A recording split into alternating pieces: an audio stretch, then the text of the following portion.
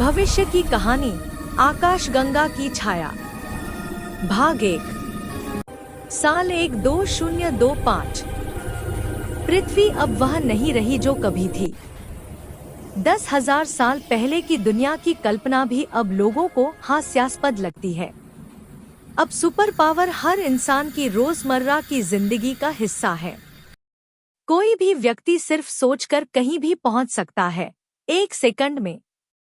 बस मन में जगह का विचार आया और आप वहां। शहरों में उड़ते हुए महल हैं, जहां लोग विचारों से ही भोजन तैयार करते हैं, बीमारियां सोचकर ठीक हो जाती हैं, और युद्ध अब शारीरिक नहीं, मानसिक ऊर्जा के होते हैं।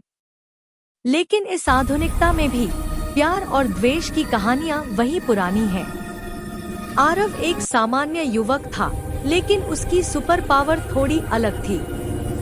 वह न सिर्फ सोचकर यात्रा कर सकता था, बल्कि दूसरों के विचारों को पढ़कर उनके रहस्यों को उजागर कर सकता था। उसकी प्रेमिका सिया एक खूबसूरत लड़की थी जो विचारों से फूलों के बगीचे उगा सकती थी।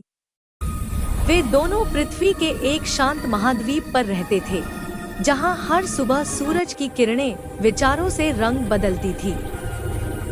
आरव और सिया अक्सर सोचकर चंद्रमा पर पिकनिक मनाते या मंगल ग्रह पर नाचते। जीवन परिपूर्ण था। एक दिन जब सिया अपने विचारों से एक नया ग्रह डिजाइन कर रही थी, अचानक एक काली छाया ने उसे घेर लिया। वह छाया थी जोरक की, इस सदी के सबसे खतरनाक खलनायक की। जोरक एक प्राचीन एलियन था जो आकाश गंगाओं के बीच छिपा रहता था। उसकी शक्ति थी समय और स्थान को मोड़ना, जिससे वह किसी को भी दूसरी गैलेक्सी में ले जा सकता था, जहां सामान्य सोचयात्रा काम नहीं करती। जोरक ने सिया को अपहरण कर लिया और उसे आकाशगंगा के सबसे दूरस्थ हिस्से एंड्रोमेडा गैलेक्सी के एक काले ग्रह पर ले गया। वहां का वातावरण इतना घना था कि पृथ्वी से कोई विचार तरंग नहीं पहुंच सकती थी।